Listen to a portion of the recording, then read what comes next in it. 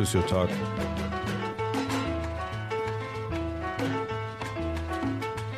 Geoff Davey in the house. What's up? Jeffrey motherfucking Davis. How you doing, man? Good, man. How are you? Chilling. Keep seeing. Congratulations. You have secured a restaurant space. I have. Yeah. You are. How far along are you? Kitchen built? Not quite. Okay.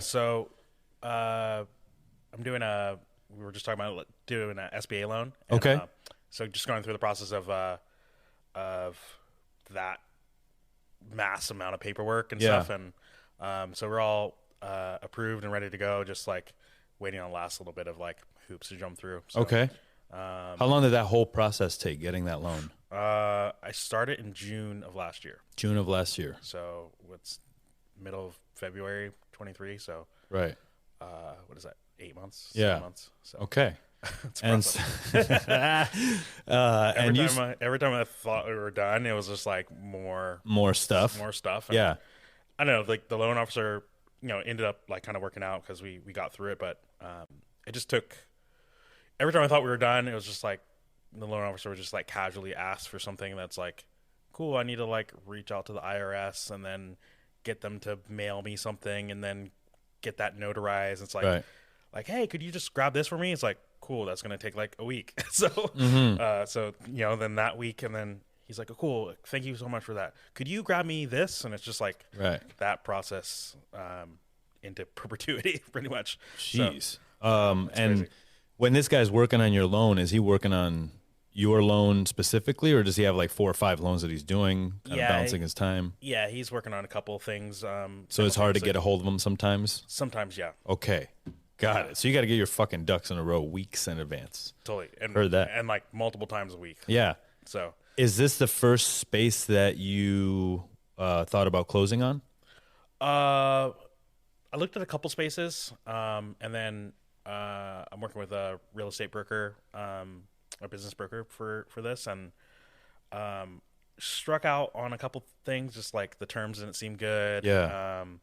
The space wasn't perfect, but like trying to think about like how to make it work, and then that happened like 3 times, and then she was just like, look, just like dream up your dream, like your dream place, even if they're in operation, and just give me a short list of like places that you really would want to be, even if they're an operating business, and we can see if they would be willing to sell.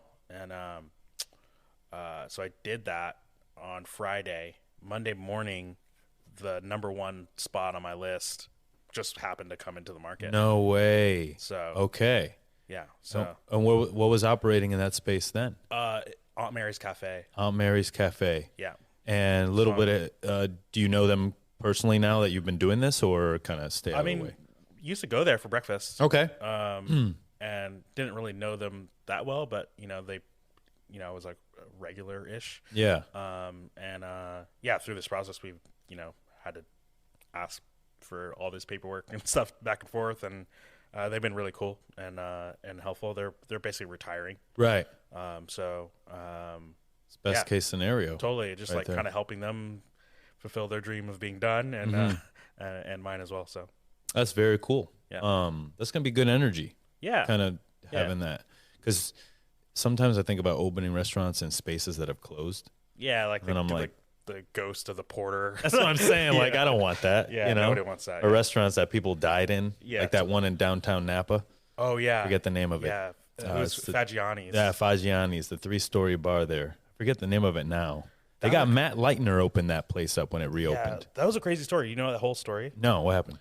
So like in the 70s, I remember like doing some research about this when Leitner's place opened. Okay. So in the 70s, somebody like came in to the store, like held it up at gunpoint and shot the woman behind the bar that happened to be the owner of the building's establishment. daughter. Wow. While they were upstairs, probably sleeping. Maybe, I don't know. I don't know if they're living upstairs. That's fucked. But they were like, the business was in operation, and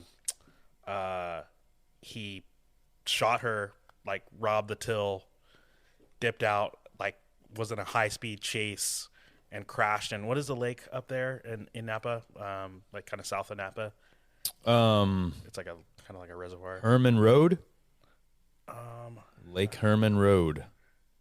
I don't know. That's where the Zodiac killer also killed. Maybe, but he like crashed into the lake. Yeah. and then they got him. Ooh. And I guess the restaurant opened on the same year that guy got released from jail. Like after serving his like 40 years or whatever. But damn. And so when they took over the space, there was like beers still in the fridge, like chairs that had been like kicked over, people trying to run out of there. Like nobody had like gone in and like, aside from like cleaning up probably blood and fragments. Right. Like there was like money in the till. There was like, stuff in the fridge. There was like a beer on the bar, like. That's very eerie. It's super eerie. They found a spot like that in Rhode Island once. I think it had to do with the mob. And so the mob was running this guy out of town basically. And the way they left like mid-service. So there was still food in saute pans. And, my old chef, Jake, he went to go look at it because they were having a sale of goods or whatever. And he's like, yeah, it had looked like somebody just, like everyone disappeared out of nowhere. Totally. And everything was like books left open and shit, like crazy. It's still like eggplant parm in the pan. Exactly, right? Aged eggplant parm. Who knows? But I don't know. It's a crazy story. Like it's and it's been like what 3 or 4 restaurants since then. So yeah, there's something going on there. It's like in a good location too. Mm-hmm. So it's a beautiful rooftop. Also, I've been up there quite a few times. Yeah. Last time I was in Napa, I was at the cigar bar. I'm into cigar bars now, so been doing a little bit of that. So Burdell, tasting or a la carte? We'll do like a family style prefix, kind of like we did for the pop up, as an option, and then a la carte as well. Okay, and then are you gonna keep sort of the diner feel, the diner style? Does it have a diner bar? It has like a coffee station right now, and so we're gonna put in a bar. Okay. Yeah. Dope. Working on the design for that. Got it. And as far as other employees, pastry chef, bartender, do you know who's going to work with you, or are you still in that process? We have a bunch of people that are really interested in working with us. So like kind of really fortunate with the pop up to have a bunch of people that are stoked to be part of the team. So, yeah. Have the core team, still need a couple pieces. But, right. We're going to start pushing more heavily on that once we get kind of in the space and building. So, how big is the team going to be? Like how many sous chefs, how many cooks you planning on having? I don't know, probably in the kitchen somewhere around 8 to 10. Okay. And then we'll be 5 days a week to start. You know what those 5 days are? The regular Oakland 5 days, or are you going to capture that industry night on Monday? No, I think we'll be closed Monday, Tuesday. Okay. We really want to capture that like Sunday. Yeah. Okay. So yeah, we'll probably close Monday, Tuesday. But open to changing that or whatever. But yeah, so hopefully less than like 20 people will like kind of make up the whole team. Right. How many people do you want to serve? How many covers are you looking to do a night, a day? Will you be open for lunch? On Sunday, I want to add brunch. Okay. Eventually down the road. Open to doing lunch, but that's not in the initial not in the plan. cards right now. Yeah, so we'll just do dinner. I mean, hoping to do, pretty consistently plus or minus 100 most days, and then on the weekends do, 140, something like that. 150 maybe. You're going to do the late opening for dinner, 6 p.m., or are we talking 5? Right at 5. 5. Ooh, push the cooks, chef. Okay. Yeah. I like that. Very cool. And then the food that you're doing.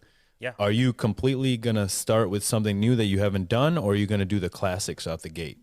The Nashville fried rabbit, Yeah, some classics. Definitely like the pop-up was a great incubator for us to like figure out what like people really responded to, get all those recipes down and dialed in. So yeah, we'll it'll be a mix of things, and it'll just really depend on like when we open, like what's at the markets then. Right. When are you looking? When's the opening date? You thinking? I don't want to say a date, but like late spring. Late spring. So okay. we're shooting for. It's going to be So we're quick. fucking in the shits over here, chef, already. Okay. Okay. Busy. So you got purveyors set up and everything like that? Yeah, it's like through the pop-up. So like most of our people that we're going to work with are already set up. Got it. As far as beverage goes, full liquor license? No, just beer and wine. Beer and wine. Okay. Are you going to focus on natural wine, chef? Or? No. No. I mean, it's a touchy subject. It's a touchy here, man. subject. The word natural just means so many things. Whoa, natty, chef. Natty. Yeah, okay. natty. It means so many things, and I think what kind of captures like what the wine list is going to be like is like farmer forward. Okay. And so not necessarily natural, but some of those wines fall into that box. But for me, like they have to be clean and like not effed up. Right. So it's a balance. So I definitely don't want stuff on there that's like tastes like kombucha.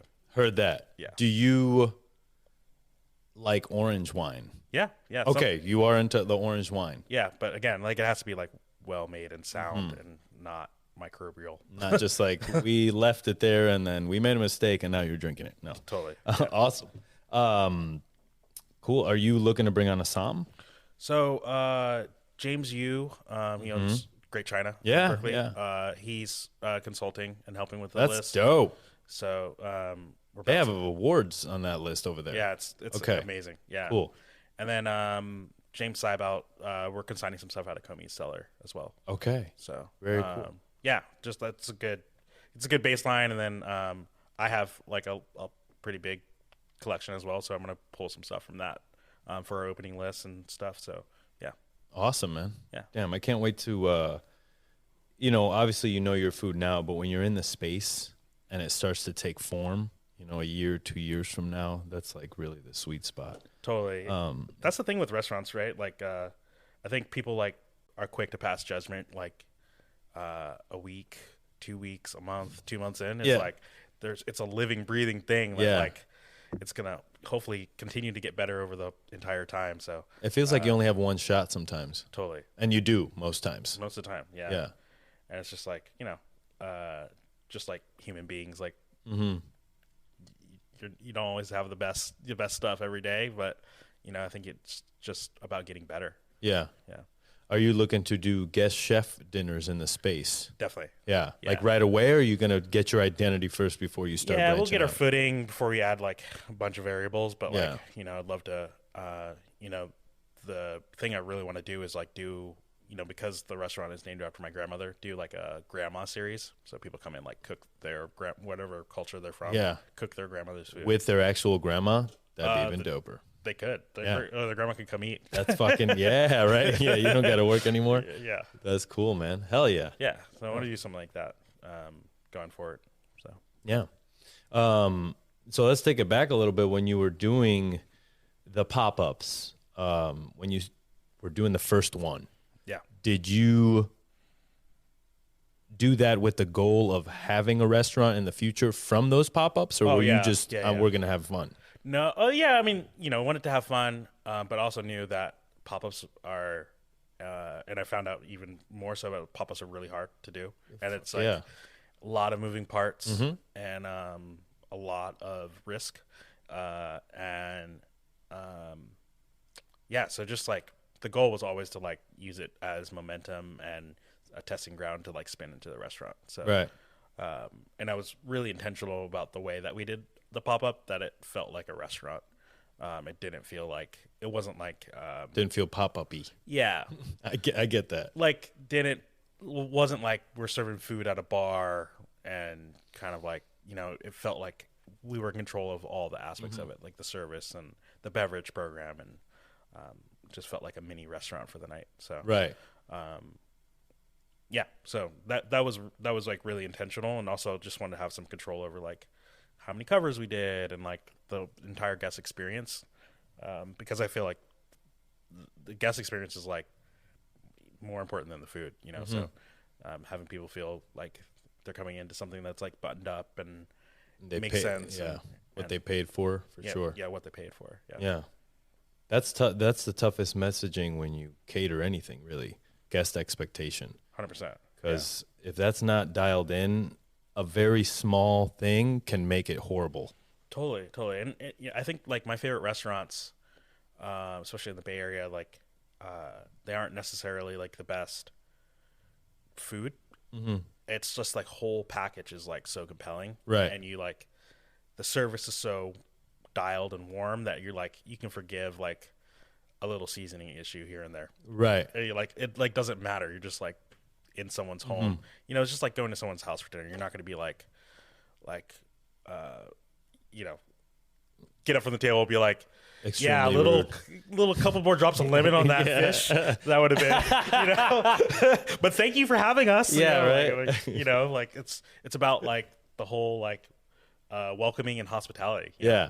And like you give some a pass. You know, you're not going to be like, Grandma, you used to make, you know, this, you know, but this used to be better. A couple more drops of vinegar and a couple pinch of salt. It's like, no, it's not about that. You know, it's about the whole, like, being cared for. Yeah, I can see that. I think when you work in the Michelin world and when you're doing that, it kind of does affect your judgment when you go out to eat. And it does make you think like that. Instead of being like, how do I enjoy this experience as a whole? What can I take from this? It's you sitting there being like, well, our potato puree at our restaurant's way better than this. You know what I mean? And I've had those kind of meals, and I think we were talking about that before, like the old guard, new guard kind of thing. Was that annoying to have it taught to me that way? Yes, but I learned it, you know, at the end of the day. And I've been in this business 15 years. How long you been cooking? Almost 20, yeah. 20 years, right? Yeah. So it's like, it makes sense that you're opening a restaurant. You know, a lot of these pop-up people that I see, you know, they don't have that kind of training. They don't have any lineage to them. They just open up restaurants. Some are successful, some are not. Those that are successful, whatever, you know, it's all good. But I do fear, as we were talking about earlier, there's an education gap, because now these guys that are just opening restaurants and starting to cook, you know, where do they get their knowledge from? Great culinary books or TikTok shorts? You know what I mean? Well, neither of those. Yeah, yeah, exactly. No, I've been thinking about this a lot. I think the pandemic has changed a lot of this dynamic. Like people have, like out of necessity, have started pop-ups and launch into things. And I don't know. I've always had this feeling like I wouldn't hire myself for a job that someone else wouldn't hire me for. Mm-hmm. And I think like a lot of people should like take that in mind when they're doing things, because I mean there is a chance that you like are gonna rise to the occasion. You're gonna start a pop up even though you couldn't be a sous chef somewhere, and like, you know, like spin it into something that's like really successful. But I think having that backbone, having the ability to, you know, cool, you can do it for somebody else, and now it's time you really comfortable with that process, and now you're going to do it for yourself. Mm-hmm. I think that's invaluable. Right. I think there's a duty also to the people coming to work for you, because when you go train, you want to go train with the best. How are you going to be the best if you've only done your own thing ever, right? Maybe switched careers. Maybe you have enough money to open your own thing. Not dogging it, but at the end of the day, what are you teaching? Totally. I mean, I think we have a responsibility when you're, you know, you're working in this industry and you have people that working under you, that you're passing along knowledge and getting them to where you're at. If you get there because of a fluke, like that fluke isn't necessarily going to happen because of to the next generation that are coming up under you. So I think it's like, you know, it takes a lot of I don't think there's shortcuts, you know, like it takes a lot of like daily grind. Right. How do you train a new cook in the daily grind if they can only work 8 hours a day? I mean, those 8 hours can be intense. Right. You know, I think that's the way. And they're spending, you know, they have more time to hopefully be going to restaurants maybe before their shift. Right. Reading cookbooks, learning other ways, becoming like well-rounded people. Yeah. So, they should be using that time like effectively, because we all have the same amount of it. It's just like how you use it. Mm-hmm.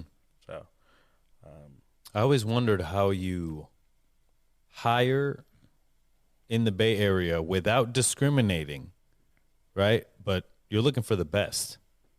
You know what I mean? And how do you hire? How will you hire? It's less about like actual skills in the moment. It's more about attitude and willingness to learn, and willingness to like the passion for the craft. And Right. even though it's an 8-hour shift that they're spending a couple hours a day, like learning and trying to get better at the craft and understand more things, and like understand more of like what's going on in food in the Bay Area, in the country, in the world.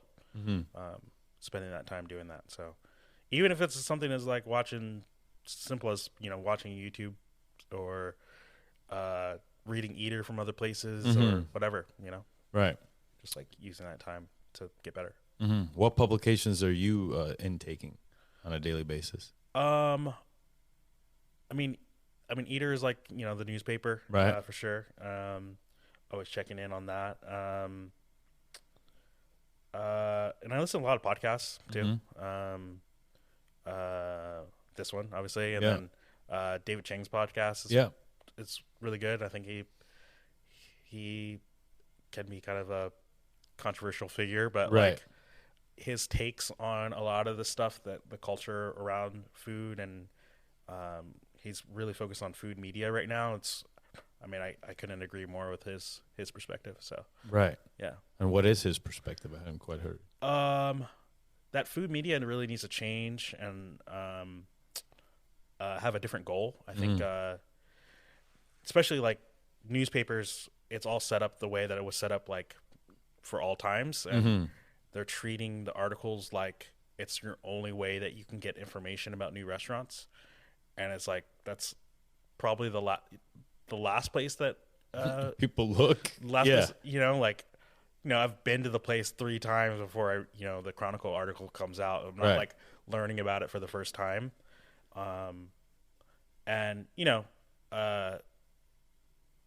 there's that aspect, but also like having an opinion about the food that's frozen in time in that moment is really hard these days, especially like post-pandemic, or still during, or wherever we're at. Like restaurants are just so dynamic now. So the style of service, the price point, the staff, the hours of operation are like potentially constantly in flux. Yeah. And so having this snapshot review of this time that you went, frozen in time for 5 years until you have the time to make it back around as a critic, is not realistic or fair or a good accurate representation of the restaurant, because the restaurant might be a barbecue restaurant now, right? Like might have closed. Yeah, it might have closed. Or just some huge change may have happened. And I think that the way that we used to write about restaurants in the 80s just doesn't really apply anymore. I think everyone's using the same kind of formula. Also, like one person's opinion about an experience shouldn't be the law. Like restaurants aren't for everybody. I think like that's a way that we can kind of cope with this like market saturation, is that not every restaurant is for everybody. And it doesn't mean that it's bad. It doesn't mean that it's whatever. It's just like it's not for you. It might not be for that critic. It doesn't mean that it's bad or that people shouldn't go. So we need more voices doing the critiquing. More voices and no critique. Right. Like, give me information. Maybe you can give me a sentence about like what you enjoyed or didn't enjoy. But like, just give me the information and give me the story, give me the reason for going to it. And if you have something, if the restaurant is overwhelmingly negative, just don't write about it. Right. We don't need, it's always entertaining to read the Pete Wells takedowns. It's like funny, but it's also like not funny at all. It's not funny at all because people, it's a waste of time. I think people take it too literal. Totally. However, I do think that there should be bad reviews If you don't like it and you're a writer and you have the skill to write something that's maybe satirical or really funny, go ahead. I think it just affects. I don't think it affects who they think it's affecting. Understood. I think it's like if you tell someone that like a fine dining restaurant is bad and it hurts their business, the owner of the business is going to make decisions that affect the people that make the least amount of money in the restaurant. Right. So maybe you let go of the dishwasher, you cut down on the cook's hours because your business has dropped, and like, you know, it'll take a little bit and then maybe you bounce back from that. But right. like, the person that gets affected is the porter, the night cleaner, Mm-hmm. the bus boy, those low rung workers. And I also, you know, we don't know, you know, when you have these negative takedown pieces, we don't know, like, because you didn't enjoy something doesn't mean that this place needs to struggle. Right. 100. And the people within that place need to struggle. So, well, does that say something about the person who wrote it, or does that say something about the readers? the person who wrote it, because what is the point other than to affect their business? Right.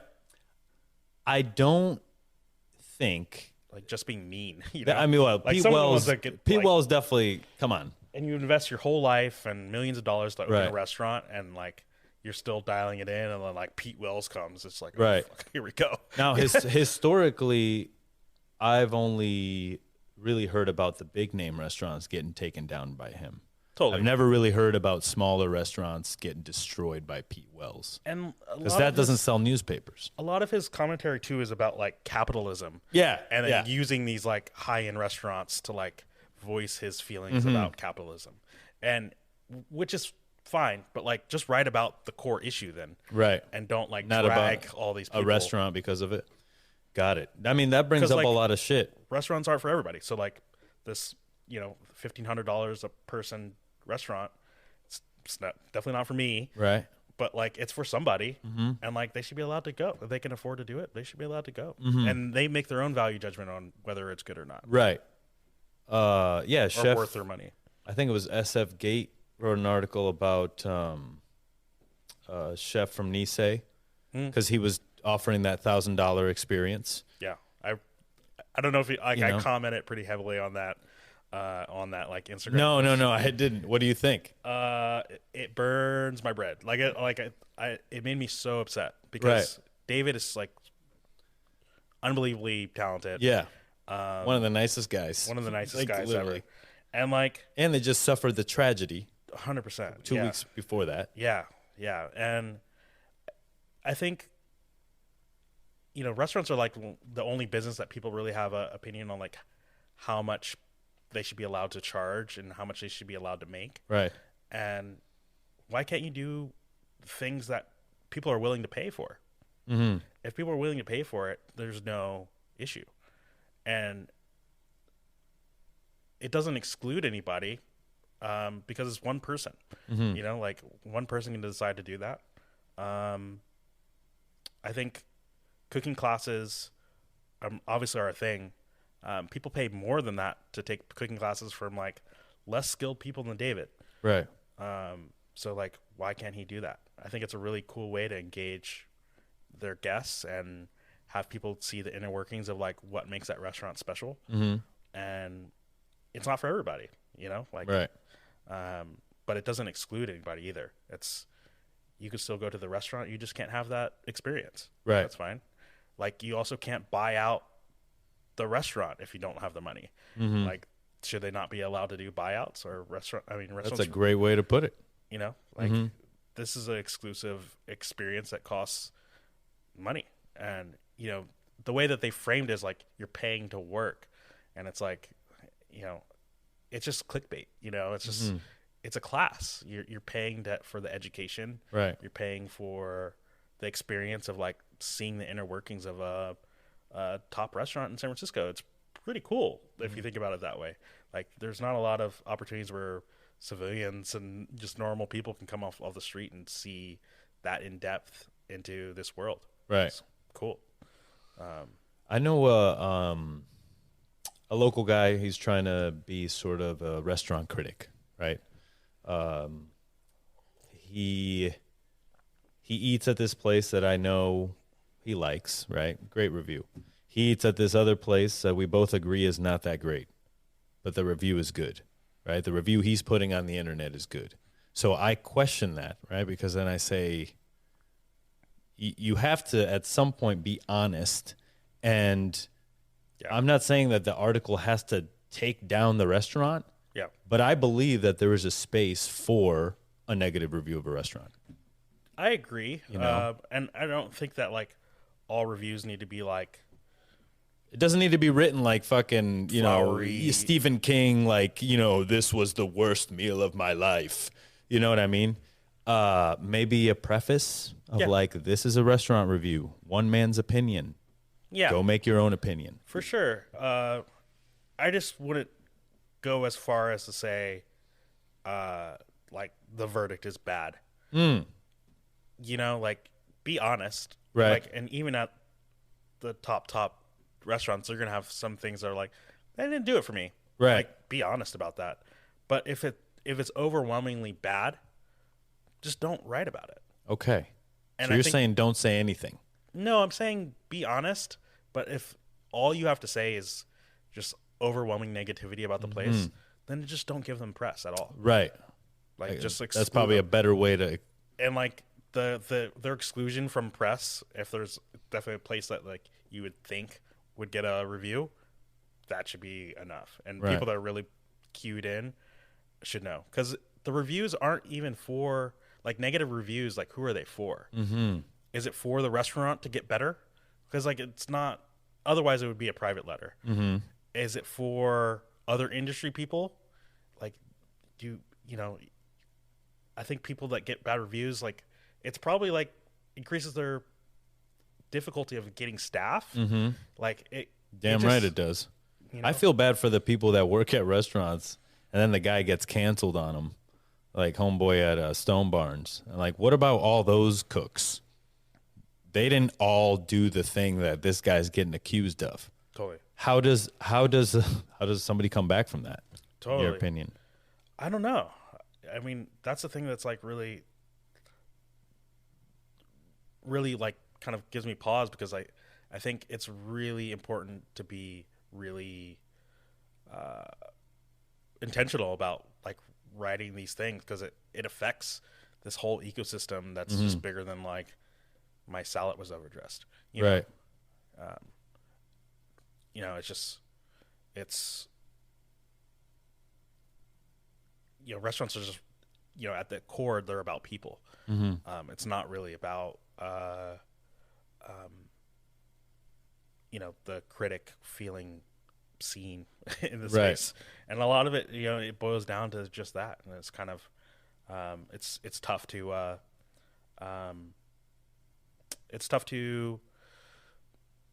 conflate a bad meal with the place being bad or not worthy. Right.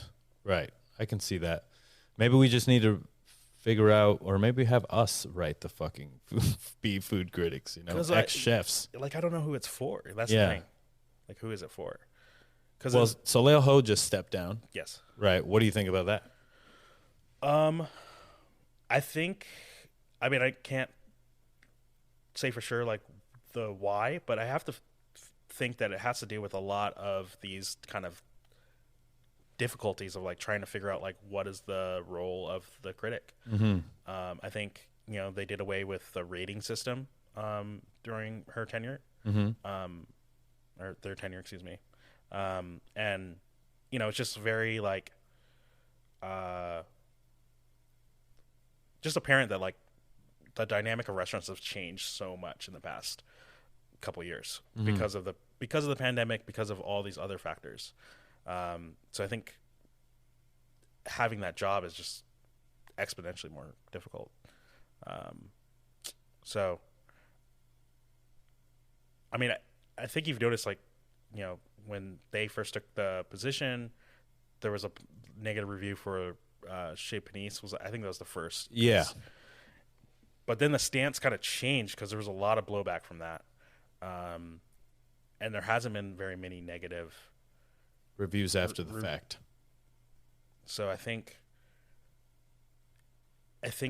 the role of the critic has changed. Mm-hmm. Like there's no number reviews anymore, and then there's a diminishing amount of negative reviews. So when it comes to maybe like Michelin, that kind of rating system, do you still believe in that rating system as it stands today?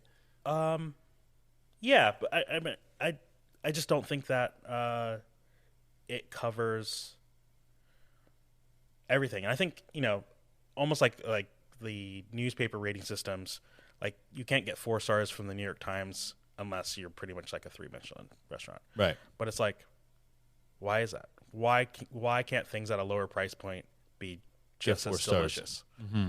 It's like, what, like it makes no sense. And it excludes a lot of people that maybe can't afford to go to those restaurants or work at those restaurants or all those things, or own that kind of restaurant. So, and the Chronicle used to work the same way. 4 stars kind of meant that you were, a 2 or 3 star, and the critic had a great time when they came to your spot. It's like, why can't the best of the region taco place be 4 stars of that category? Mm-hmm. Why not? Why not? Do you think that Michelin would have to? So I think the same applies to Michelin. Like, why? It seems correlated to price. Mm-hmm. Can Michelin ever take it back or change? I have no idea. Right? Yeah. I mean, it just, for me, it just sucks, a 3 like star is a 3 star. Right. I think that means something, but I think there's a lot of places that fall under the umbrella of like the definition of what a 1 star is that, could be a 1 star, but then it kind of muddies the water for places that are like at 1 that, potentially could get 2. And right.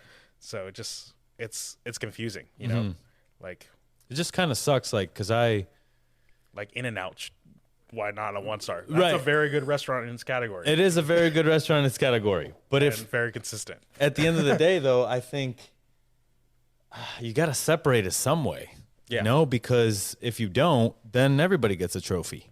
For sure. I don't know. Definitely like expanded the kind of places that get 1 stars. Yeah, I can see that. I think with the 3-star thing, I don't know, man. I think it has to do definitely with price, and that sucks. Can you have an elegant service, charge $100 for it? You think? Because think about the line staff. Like they're going to be like, no, this is worth 3-star prices. So it's even the staff in the building does not want to get paid less to do the same as a 3-star.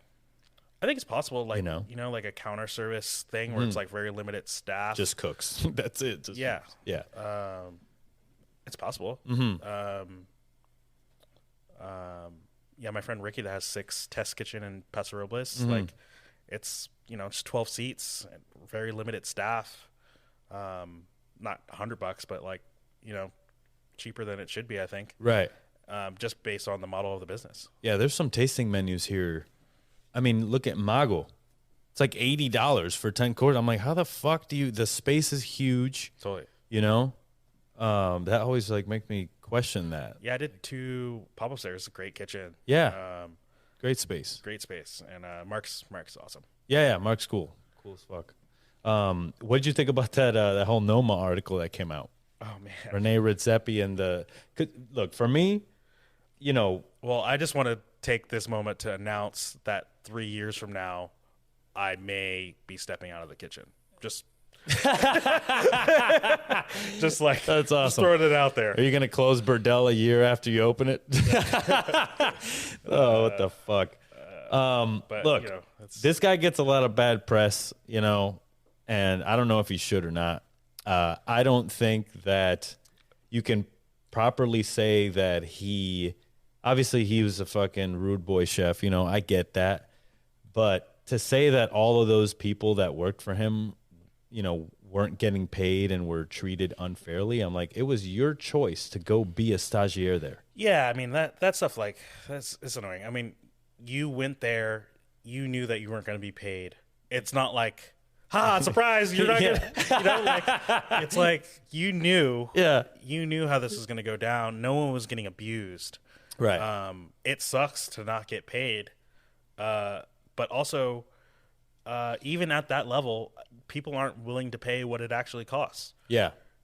Like, Noma should be like $5,000 a person to sit down, pretty much. I mean, at least. And it isn't. And it isn't. And it can't be. It can't be. So. But if they did that, then they'd find a way to crucify him for that. Totally. Totally. So it's like he's in a spot where it's not an accessible restaurant. He can't win. It has nothing to do with that. Should every restaurant be accessible? No. Okay. No. So then you think there's a place for the Nomas in this world? 100%. Right. Yeah. I just don't think that because they're not accessible that they're better. Heard. Okay. So that's where we're going with this. Yeah.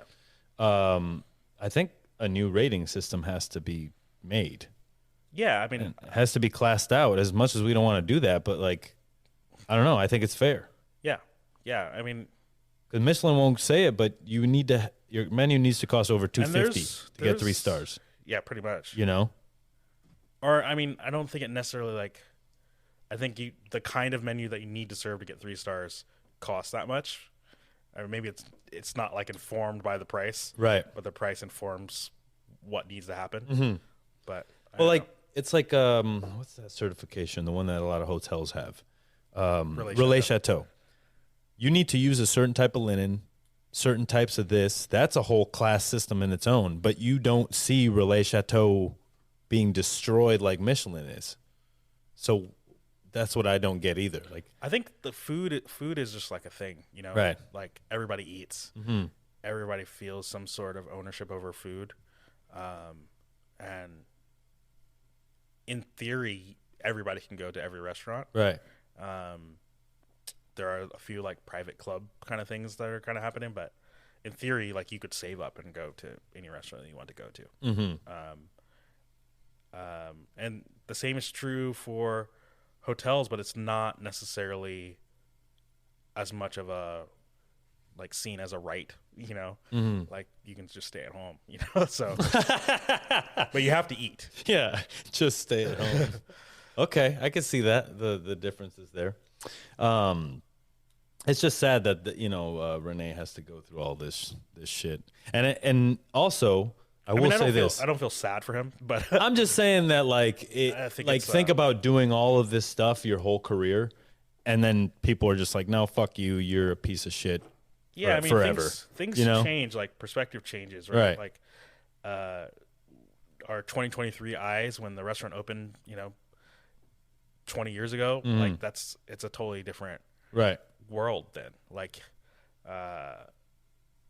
like barely had a smartphone to like be looking up menus of places. Like you had to go and stage and like go experience it to get that information. Now there's cookbooks and there's the fermentation book that everybody uses, and like there's just so much more information out there. And I think the stages are like pretty invaluable, if you use your time effectively. As an older chef, do you see yourself staging anywhere while you have this restaurant? Yeah, I'd love to. Okay. Yeah. Never want to stop learning and getting better and exposing myself to more stuff. So, yeah, for sure. What are some cookbooks that you're reading right now? I'm reading a lot of stuff that like relates to Burdell right now, and reading a couple Gullah Geechee cookbooks. Okay, and that stuff is like really fascinating to me. Who's that? So that is a culture in kind of the low country of South Carolina. Okay, and it's basically like former slaves that tried to hold on to their African culture a bit. So things like okra, a lot of the rice farming that happened in America, they are the stewards of that, and they preserve that culture to this day. Right. And so a lot of the dishes that you really think about as Southern come from that culture. So like okra stew, like Limp and Susan with rice, that comes from that culture. Like a crab soup called she crab soup. That's like a kind of like a crab bisque. Comes from that culture. Oysters, cooking whole hogs, like that kind of stuff just all comes from that culture. It's really fascinating. There's a bunch of cookbooks about that stuff. It's really fascinating. And then what year were those cookbooks published, and how were they published? Some of them are older, but Michael Rayford just came out with one. I think it came out last year. And there's a lot of people that like are kind of stewards of that culture, like BJ Dennis, really awesome chef from down there, and like. So they're just kind of preserving the history. You're taking that, doing it here. Totally. Okay. So yeah, that's really cool. And that's a place I really want to visit. Gullah Island, off the coast of South Carolina. And yeah, I've been reading Edna Lewis's book, Country Cooking. Just like a really elegant approach to soul food ingredients and techniques. So that's really cool. It's just like a really amazing book, and she tells like the story of what's going on really well. So right. Is there any French techniques or things that you're adding from everything you've learned to the cuisine? For sure. Definitely trying to use some technique in there, but just like at the end of the day, I really want the food to taste like really homey and comforting. So I mean, more of the technique of like how you scale it is much more like French technique or restaurant technique, but the cooking of the individual dishes is more like how you would do at home. So a little bit more care and attention, less fussiness and garniture and stuff like that. Right. Okay. Yeah. Very cool. Hell yeah. How about plate wise? What are you doing for plates? So I've been kind of tediously sourcing Corel and Pyrex plates. Okay. With like the patterns from like the 60s and 70s and stuff. So were you going to tag sales and antique stores? Yeah. Dope. And then there's a woman that I met on Instagram that has been like gathering stuff in Indiana. It's like a lot easier, I guess, to find stuff there. Oh, no way. So she like ships them out she like gets stuff together and ships them out in huge boxes. Okay. So yeah, we're pretty much outfitted, but I started buying stuff like a couple years ago, and just like. Where the hell are you keeping all this shit? Just in your apartment? I was, but I got a storage unit because it got crazy. Like, get this shit the fuck out of here, man! I can't take a shower. Yeah, totally. Oh, that's funny. So yeah, there's a lot, and then silverware too, like all vintage silverware that is really similar to the stuff that my grandma had. Okay. Yeah. Is this the start of a restaurant group for you? Do you want to have more restaurants? I'd like to. Yeah, for sure. More casual or more fine?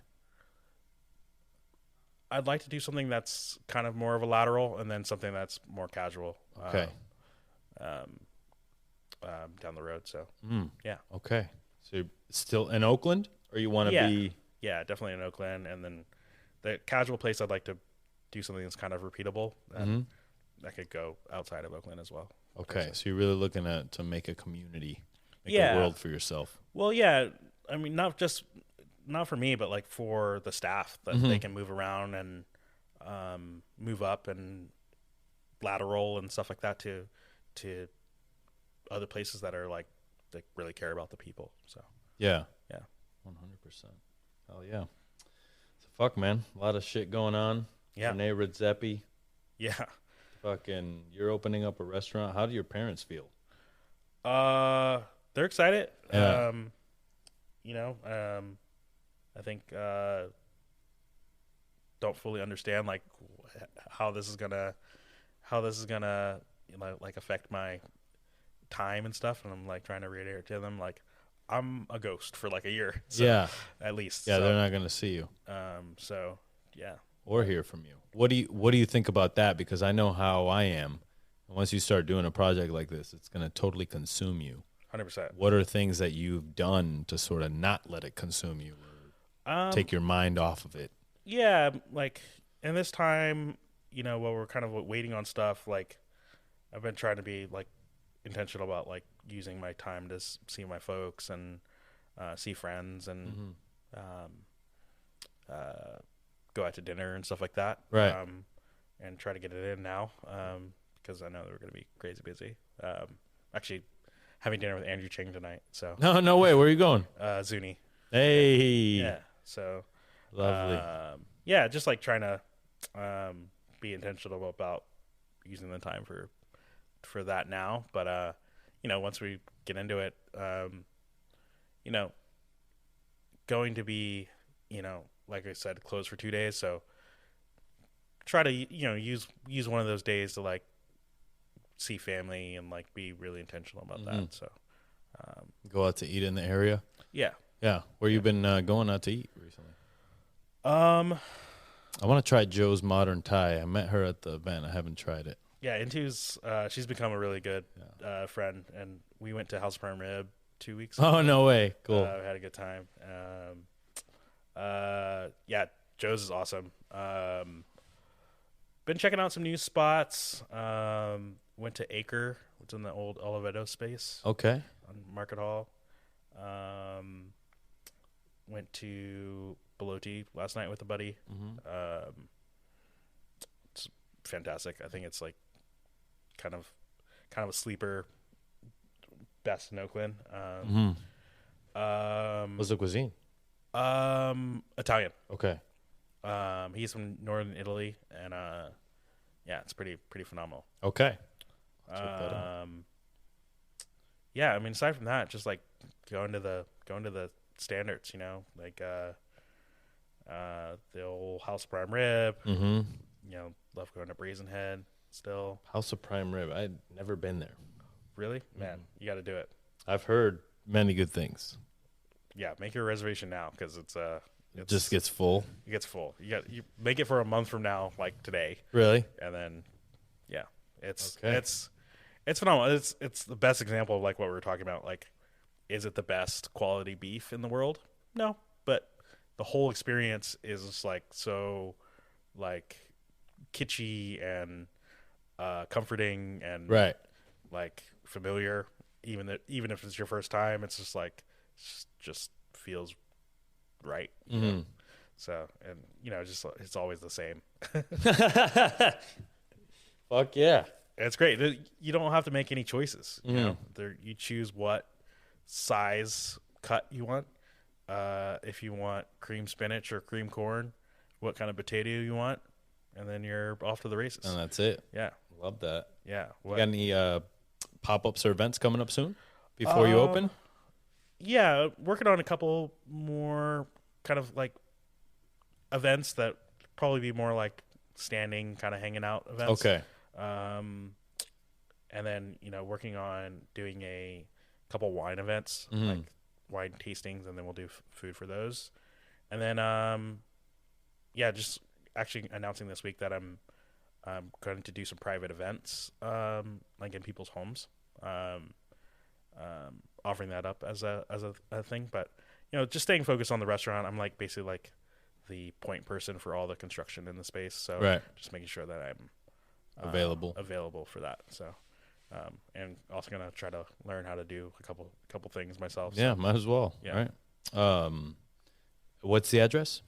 4640 Telegraph Ave. 4640 Telegraph Ave. Yeah. Fuck yeah! Opening in late spring. Yeah. Burdell. Yeah. My man Geoff Davis. Yeah. Fucking Sucio Talk. Here we go.